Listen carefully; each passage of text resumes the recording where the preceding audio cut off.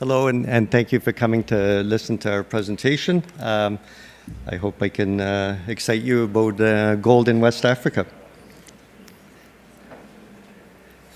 There's a disclaimer. And so what I'll be talking about is our flagship Napke project, where we have just under 900,000 ounces of gold and our clear path to how we're going to grow that. We're an experienced team. We've done it before for previous companies, and so our team's made 5 gold discoveries in West Africa in the past and present. And we've also, as a bonus, made a large manganese discovery. We're not letting that detract us from our gold project, but it's still a big asset to add to the portfolio. The manganese discovery is located in an area with a very good infrastructure. I'll talk about that at the end. So here's our corporate overview. I think you'll all agree that with just under 900,000 ounces and a market cap of about 9 million, we're grossly undervalued.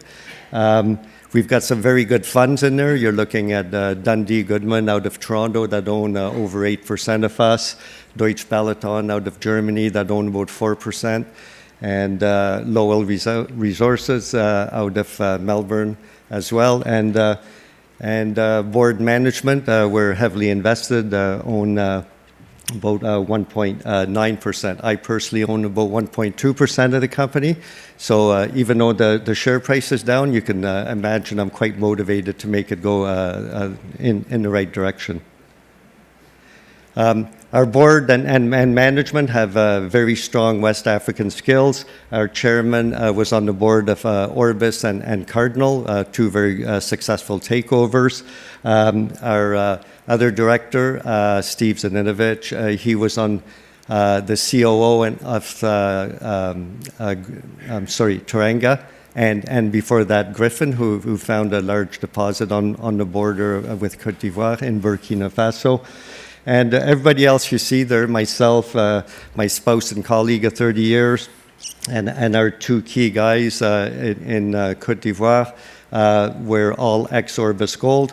That company was very successful in Burkina Faso.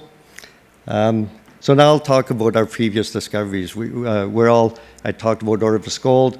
We were in Burkina Faso, made 3 discoveries, including what is now the Natugu mine. It was called we called it Natugu. It's now the Bungu mine. That was 2 million ounces at 3.4 grams per ton. With Mako, we also made another discovery in Côte d'Ivoire, where we started. And because the security situation was getting a little tenuous there, we sold that to Norgold 2 years ago. And we wanted to focus on our flagship Napke project in Côte d'Ivoire, so that's what we're actually doing. So why we in Côte d'Ivoire? It's reportedly the best destination in West Africa. You can see a picture of the city of Abidjan. It's about 5 million people there. Very modern city. There's a 4-lane highway that goes 2/3 of the way up to the north of the country, and they're planning on finishing it. There's a lot of infrastructure going on right now, a lot of Chinese investment. So it's really a hopping economy there, and it's the place to be. And they're very pro mining. And the infrastructure, as I said, is next to none. So we've got, as I mentioned, 2 projects. We have our flagship Napke project. That's a JV that we had done with Perseus, and we consolidated that before. You might have seen Perseus on our register, and that's how they're on our register. So we own 90% of that. And we also have our Korogo project. That's a manganese one. That was an accidental discovery. We were looking for gold and stumbled across manganese, so we decided to take that. I'll talk more about it. And in addition, we've got an application that should be granted shortly for a rare earth and lithium project. Lithium doesn't have much appeal right now, but we're just going to park that until lithium comes back into vogue. So first I'll talk about the Napke Gold project. As I said, it's our flagship project. 868,000 ounces, and we have clear paths to growing that. Our next step really is to get up to at least 2 million ounces. So you can see the variability, the rate here where the 868,000 ounces, that's at a 0.6 gram cutoff. If you use a 0.3 gram cutoff, we're already up to 1 million ounces. The permit size, you can see 30 kilometers from north to south, and there's lots of growth there. Only 4% of the permit's been systematically drilled along that 30-kilometer shear, and 93% of our resource is below 150 meters. So very shallow resource, so potential for growth along strike and at depth. So here you see a bit of a cutaway.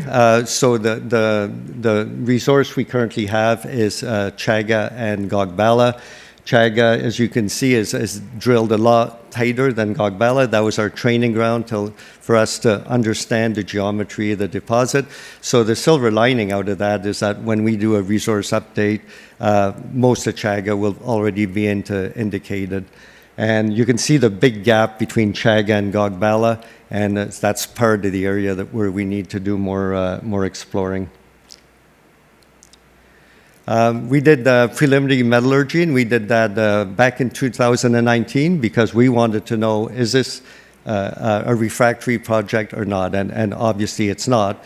We got 94% recovery both in oxide and fresh rock. So you can see the visible gold in that picture circled in red. Along with the pyrite, but it's not locked within the pyrite, which would make it refractory. So we wanted to make sure that we were onto a real deposit before throwing some more money at it. So here's a map of the Chaga deposit. You can see that even though our resource is at 1.2 grams per ton, we got some pretty stellar results that came out of there. You're looking at 41 meters at 4.5 grams, 13 meters at 20 grams, and so on. And so you can see these three areas where those white arrows point to the resource. Those are the high-grade parts of the resource. So one of the ways to grow the resource is to grow a little bit deeper. You might remember that we've only drilled to an average of 150 meters. So we want to drill a little bit deeper, add some ounces that way, as well as going along strike along that 30-kilometer strike length.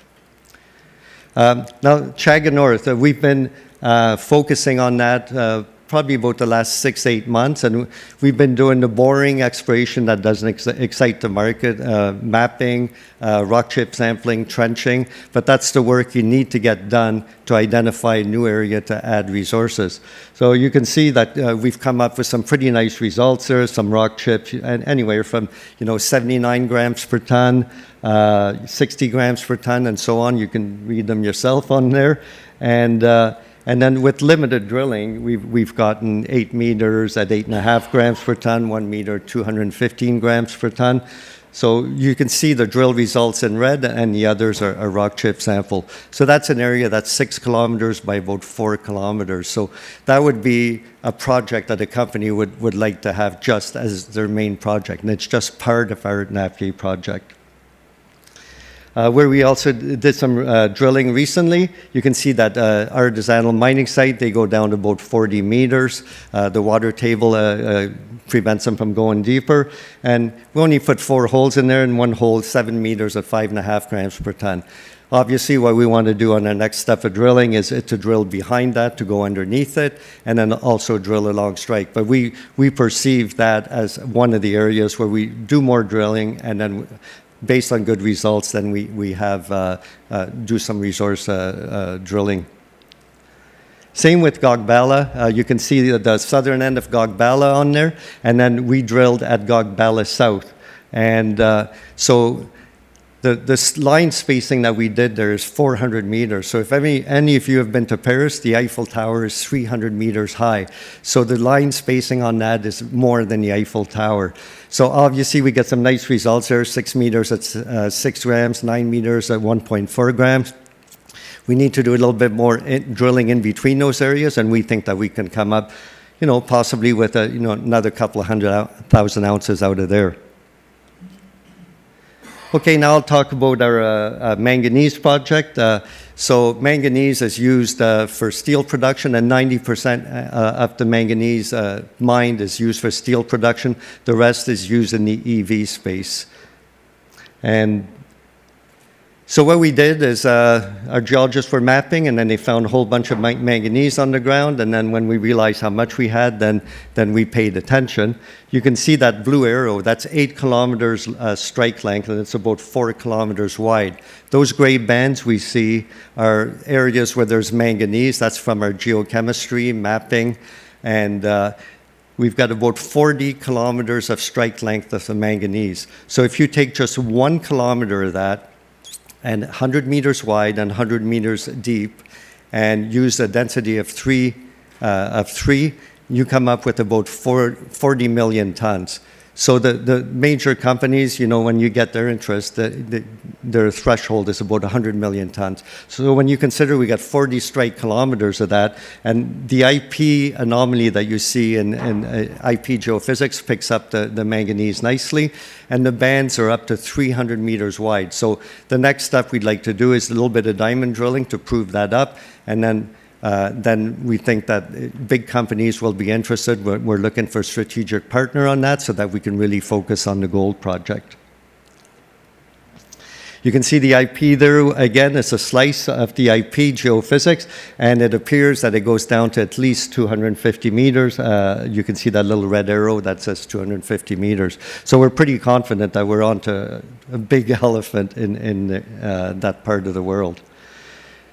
If you're dealing with bulk commodities, you have to have good infrastructure, and we're blessed with excellent infrastructure. You can see where the permit is, that red rectangle.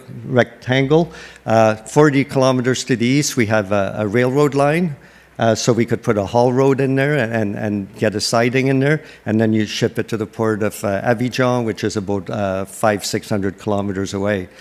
And to the 10 kilometers to the west, there's a high voltage power line that feeds Barrick's 5 million ounce Tongan mine. And we've also got 2 dams on the permit. So we've got everything we need to advance that project. We wouldn't be reinventing the wheel by mining manganese in Côte d'Ivoire, because Côte d'Ivoire is actually one of the top 10 global producers. You can see there's 4 mines there where the black stars are. And those companies are making money by trucking their manganese down to the coast. And here we've got the benefit of having a railroad within 40 kilometers. So we think that we're onto something pretty major here. ESG, it's a very important part. You'll hear in hopefully all the presentations. We were practicing it way before it became, you know, the word of the minute. We've already drilled 2 water wells for the community. We respect the environment. You can see a picture of a drill there. We don't cut down a whole bunch of trees when we go drilling. And obviously we've got a very good board, and so our governance is very good.